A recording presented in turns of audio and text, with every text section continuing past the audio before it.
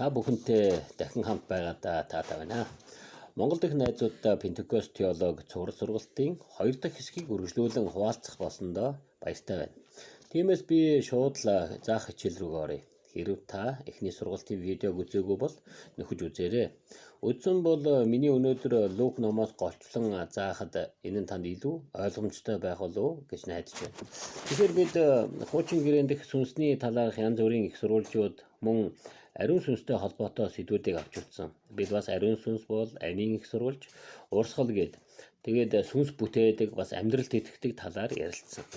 Эзэн Есүс Иохан 20 дугаар бүлгийн 22 дугаар эшлэл Есүс дагалдагчдууд руугаа үлээж ариун сүнсийг хүлээн ав гэж хэлж байгаа нь шинэ гэрээнд дэх сүнсний их сурвалж амин урсгалын аль аль нэгэнд хөндөж байгааг бид Библиэс харж болно. Есүс Христийн үхлээс амьсан тэр өдөр шав наранд түүнийг амьлуулсан амьдралд итгэгч сүнсийг шинэ гэрээний утгаар хүлээн авсан юм. Есүс Христ үхлээс амьсан тэр өдрөө тэдэн рүү үлээн ариун сүнсийг хүлээн ав гэхэд хэрэгэлсэн нэршил Эхлэл номын 2 дугаар бүлгийн 7 дугаар эшлэлийн амин амьсгалыг хамраар нь үлээж оруулав гэх Бурхан Адамд амин амьсгал өгч буй үйл явдлаас улбаатай бөгөөд энэ сэдв шинэ гэрээнд инхүү туссан болно. Мөн Илч Паул Ром 8:29-т хэрвээ хэн нэгэнд Христийн сүнс байхгүй бол тэр түүнийх биш гэсэн байдаг ба хэн нэгэн Есүс Христэд итгэн түүнийх болох тэр мөчид итгэсэн хүн бүрт ирдэг ам өгөгч сүнстэй болдог гэж Ром 8:9-т Христийн ам өгөгч сүнсийг онцолсон байна. Энэ сэдв мөн Тит 3 дугаар бүлгийн 4-6 дугаар эшлэлд тодорхой байдаг ба Паул харин бидний аврагч Бурхны инрэл болон хүний төлөө хайр нь ил болоход тэр биднийг зөвхт байдал дотор хийсэн үйлсээр минь бус харин өршөөлийнхөө дагуу шинтгэлийн угаал ба ариун сүнсний шинчиллээр аварсан юм. Тэрээр ариун сүнсийг бидэн дээр аврагч Есүс Христээр мань дамжуулан ариун асгав гэх байдлаар их сурвалж холбоо сууд урсгалуудыг харж болох юм. Бид бас хуучин гэрээнд дэх хүч чадал ба иш үзүүлгийн хүч ба иш үзүүлэгтэй холбоотой сэдвүүд мөн хуучин гэрээний үед хүмүүс дээр буун ирж буй сүнсний хүч ажлуудын тухай үзсэн. Сүнсний хүч хүмүүс дээр бууж ирэх үед тэд иш үзүүлдэг. Энэ нь сүнс тэдэн дээр буун ирж байгааг нь шинж тэмдэг үр дагавар байв. Түүнчлэн шинэ гэрээний бичгчдээс онцлох нэг нь бол Илч Паул юм. Учир нь хуучин гэрээнд дурдсан дээрх зүйлсээс хэд хэдийг нь гүнзгийрүүлэн хөндөж хөгжүүлэн бичсэн байдаг. Жишээлбэл бидний саяхан ярьсан ам өгөх сүнсний талаар, тэр бас сүнсний илрэл, бэлгүүдийн талаар, тэр ариун байдлын сүнс, сүнсний ариусгалын талаар ярьдаг. Гэхдээ тэр бас сүнсний хүчний тухай ярьдаг. Харин Паул сүнсний талаар илүү төвлөрч, наривчлан бичсэн байдаг бөгөөд голчлон сүнсний хүч чадлын тухай бичсэн байна. Тиймээс бид Лук номд буй сүнсний хүч ба иш үзүүлэг сэдвийг харах гэж байна. Эндээс бид Лук ном дэх Христ мэндэлсэн түүхийн эргэн тойронд юу болж байгааг харцгаая. Мэндэлсэн түүх Лукийн сайн мэдээний эхний 2 бүлэгт гардаг. Бүр 1-р бүлэгт бидний судалж байгаа иш үзүүлэг, хүч чадлын талаар аль хэдийн өгүүлж эхэлснийг харж болно. Лук баптистч Иохны талаар ярихдаа бүр төрхөөсөө өмнө ихийнхээ хөвлөд байхын л тэр ариун сүнсээр дүүрсэн байх болно гэсэн. Яагаад? Тэр яагаад ариун сүнсээр дүүрсэн бэ? Яагаад гэвэл тэр Израилийн хүүгүүдээс олныг эзэн бурханд нь эргүүлэн буцаах иш үзүүлэгч болох гэж байлаа. Иймээс бид баптистч Иохныг сүнсээр дүүрсний үр дүнд тэрээр иш үзүүлсэн эзэн бурхны иш үзүүлэгч гэж бид хардаг. Луухын 1-р бүлэгт гарч байгаа ариун сүнсээр дүүрэн байх болно гэсэн нь шууд л сүнсээр дүүрсэн хүн хүч чадалтай болно гэсэн утгын холбоогоор нь тодорхойлж байна. Энэ нэшлэлийн дараахан Майрын талаар Лух 1-р бүлгийн 35 дугаар эшлэлд Тэнгэр элч түүнд ариун сүнс чам дээр ирж хамгийн дээд хүч чамааг бүрхэн гэсэн байгаа бөгөөд хэдхэн эшлийн дараагаар буюу Лух 1:46-аас 55 дугаард Майр эзэн бурхандаа талархаж магтан түүний авралт баясан урт иш үзүүлгийн дуу байдаг. Тиймээс Майрч гэсэн иш үзүүлэгч эмэгтэй байсан байна. Дараа нь бид Луухын 1-р бүлэгт Элизабет хэмээх өөр нэгэн дүрийг харж байна. Энэ хүн бол Бурхны өндөр настай эмэгтэй байсан бөгөөд та нарын мэдэж байгаачлан тэрээр баптистч Иохныг төрүүлсэн. Тэр жирэмсэн байхдаа Марьтай уулзсан бөгөөд тэр үед нь Марьч жирэмсэн байсан. Библиэд Элизабет бас ариун сүнсээр дүүрсэн тухай Луух 1-р бүлгийн 41-р эшлэлд гарч байна. Луух номд ахин дахин давтагдсан утга бүхий нэршлэн ариун сүнсээр дүүрсэн гэж байгааг анзаарч байна уу? Сүнсээр дүүрсэн тэр даруйдаа Элизабет юу болохыг зөгнөн иш үзүүлж Марьд яасан гэж миний эзний минь их над дээр ирдэг билээ гэж хэлж байгаа нь Марийн хэвлийд өсөж байгаа хүүхэд нь үнэндээ аврагч эзэн мөн гэдгийг ч зөгнөн иш үзүүлж хэлдэг. Дашрамт хэлэхэд мэдэх ёстой хамгийн сонирхолтой зүйл бол хуучин гэрээнд бүр ялангуяа шинэ гэрээний иш үзүүлгүүд ихэвчлэн Христэд төвлөрдөг. Үүний эрэхтээ энэ нь үргэлж Есүсийг өргөмжлөх тухай юм. Иш үзүүлэг нь Христэд төвлөрсөн байдаг ба үүний шалтгаан нь сүнс өөрөө түүний ажил, зорилго нь ихэвчлэн Есүсийг алдаршуулах явдал байдаг. Тэгэхээр иш үзүүлэг Христ төвтэй байдаг нь тийм ч гайхмаар зүйл биш юм. За тэгвэл бид Элизабетийн нөхөр Захариад юу тохиолсныг харъя. Захари ариун сүнсээр дүүрч иш үзүүлэн гэж Луух 1-р бүлгийн 67-р эшлэлд бичсэн байна. Дахиад нөгөө ариун сүнсээр дүүрэн иш үзүүлсэн гэх нэршлүүд дурддагдж байна. Ариун сүнсээр дүүрсэн тэр Бурхныг дээдлэн магтаж үргэлжлүүлэн баптизм хүртээгч Иохны хийх зүйлсийн тухай, дараагаар ирэх Месаягийн тухай зөгнөн иш үзүүлсэн хэд хэдэн ишлэлүүд байдаг. За одоо Христийн мэндэлсэн түүхтэй холбоотой дахин нэг хүний тухай авч үзье. Энэ бол Луухын 2-р бүлэгт гардаг. Түүний нэрийг Симеон гэдэг. Луух 2:25-аас 27-д Симеонтой холбоотойгоор сүнсний талаар 3 зүйлийг дурдсан байна. Тэрээр Есүс бол аврагч гэдгийг иш үзүүлдэг бөгөөд бидний мэдэж байгаачлан сүмд Симеон нэлэх Есүсийг гартаа барьж түүний талаар иш үзүүлэн ярьж байсан хүн шүү дээ. Тиймээс бид Лукийн хэлэхээр шийдсэн эдгээр бүх түүхээс сүнс ба иш үзүүлгийн хоорондын уялдаа холбоог дахин нэг удаа олж харлаа. Тэрээр хүмүүс дээр сүнс бууж ирэх үед тэд иш үзүүлдэг тухай эдгээр түүхүүд өгүүлж байна гэдгийг анхаарч ойлгох нь чухал юм. Энд иш үзүүлгийн хүч оршиж байгаа юм аа. Лук үүнийг санамсаргүй байдлаар бичээгүй, харин тэр ариун сүнсээр хөтлөгдөн сүнсний илчилтээр бидэнд ариун сүнсээр дүүрсэн нэгэн сүнсээр хүчрхэгжин үүний үр дүнд тэд иш үзүүлдэг гэдэг чухал үннийг зааж байна. Мэдээж Христийн төрөлтийн тухай өгүүлэмжинд бас нэгэн иш үзүүлэгч байсан нь Анна бөгөөд тэр эмэгтэй иш үзүүлэгч байсан. Сүнсээр дүүрсэн эсвэл хөтлөгдсөн гэж түүний талаар шууд бичээс дурддагч мэдээж тэрээр сүнсээр дүүрэн нэгэн байсан гэдэг нь түүхийн хам сэдвээс нь ойлгож байна. За тэгэхээр Луухын 1-2 дугаар бүлэг Иохан болон Есүс Христийн хэрхэн төрсөн талаарх өгүүлэмжүүд байна. Харин одоо бид Луухын 3-4 бүлэгт очиход өөр шинэ хэсэг гарч байна. Энэ хэсгүүд баптистч Иохан болон Есүсийн үйлчлэлийн эхэн үеийн тухай учраас үйлчлэлийн бэлтгэл эсвэл ариун сүнсний баталгаан талаар өгүүлэмж гэж бид нэрлэдэг. Энд Есүс дээр ариун сүнс бууж ирснийг тодруулан харвал Есүс Иоханоор усанд булхан баптизм хүртээд уснаас гарч ирэх үед түүн дээр ариун сүнс бит хэлбэрээр түүн дээр тагтаа мэт бууж ирсэн. Энэ бол ариун сүнсний баталгаа юм. Есүс анхнаасаа л ийхүү сүнсээр хүчрхэгдсэн гэж Луух 3 дугаар бүлэгт сүнс түүн дээр тагтаа мэт бит хэлбэрээр бууж ирсэн гэж бичсэн байна. Мөн Луух номын энэ хэсэгт Есүс залбирч байх зуур ийм үйл явдал болсон байна гэж тэмдэглэсэн байна. Луух номын олон хэсэгт залбирал ба ариун сүнсээр дүүрэн хүчрхэгжих гэсэн санаа хамт дурддагдсан байна. Би ингэж хэлмээр байна.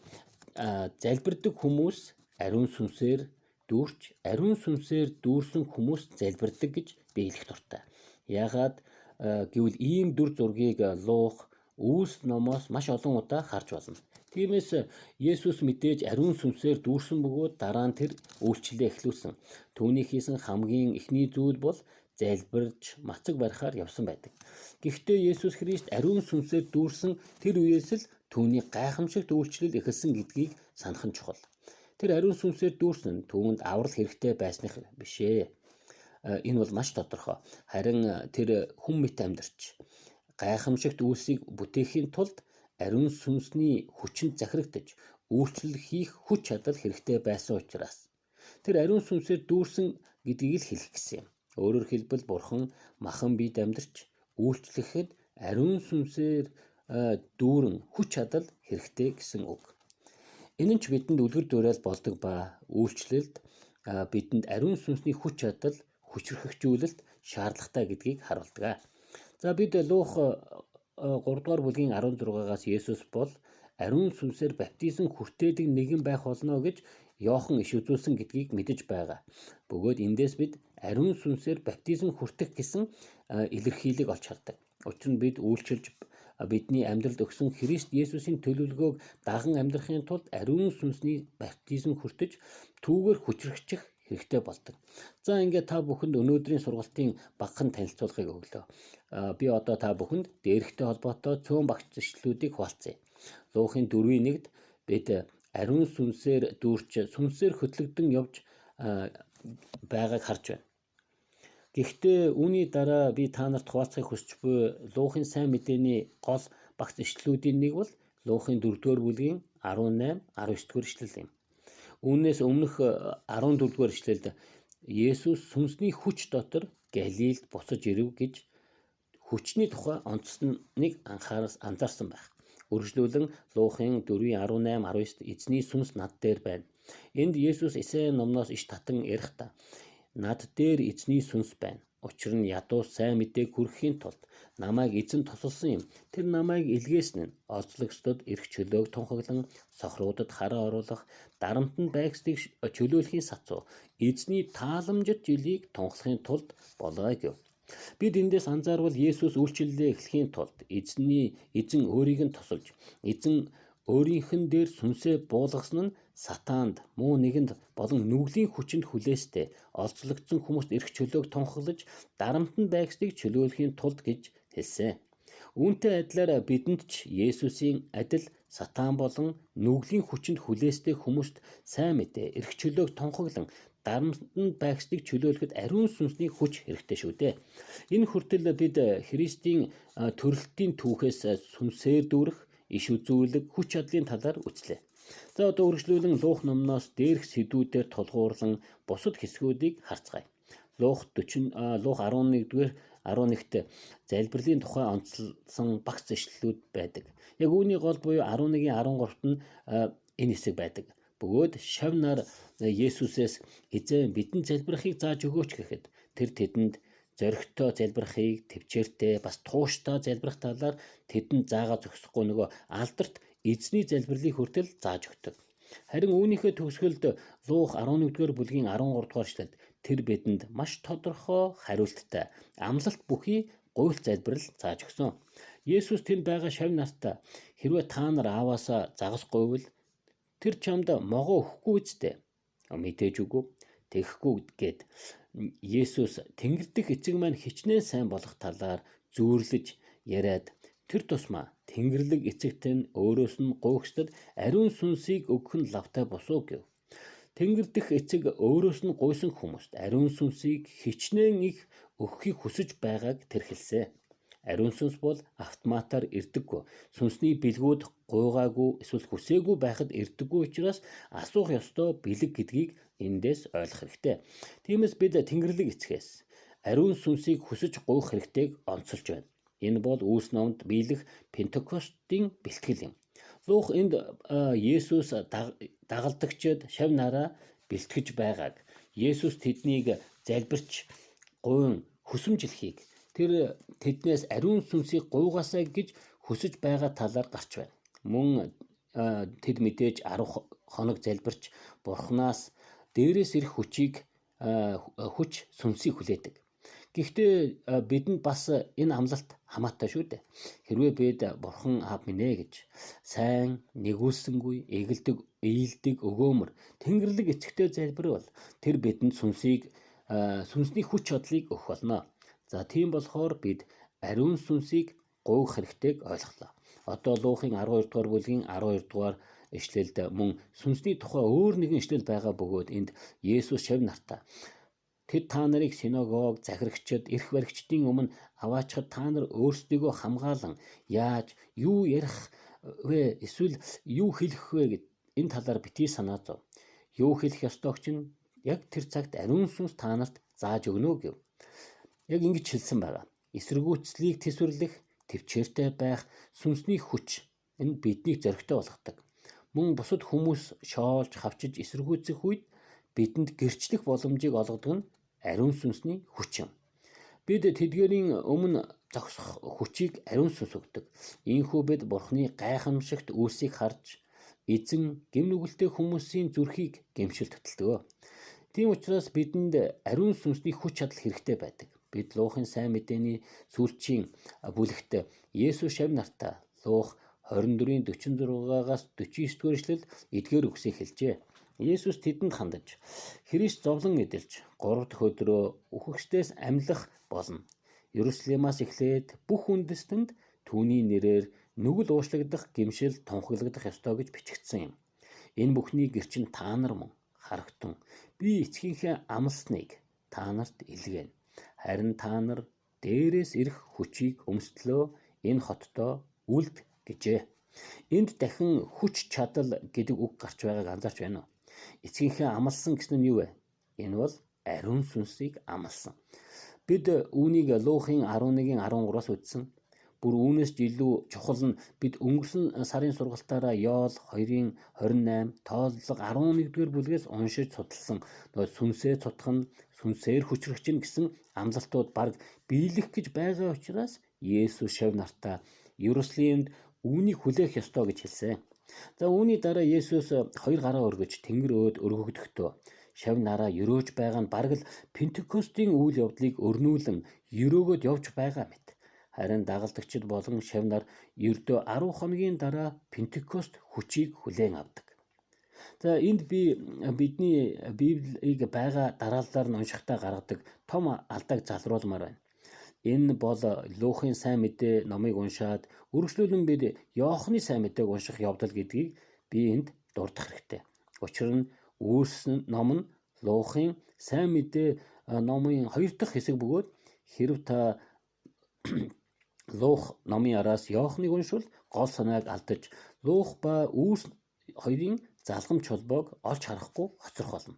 Тиймээс Библийг унших бүртээ Лух номын араас Үйлсийг хамт уншиж судлаарай.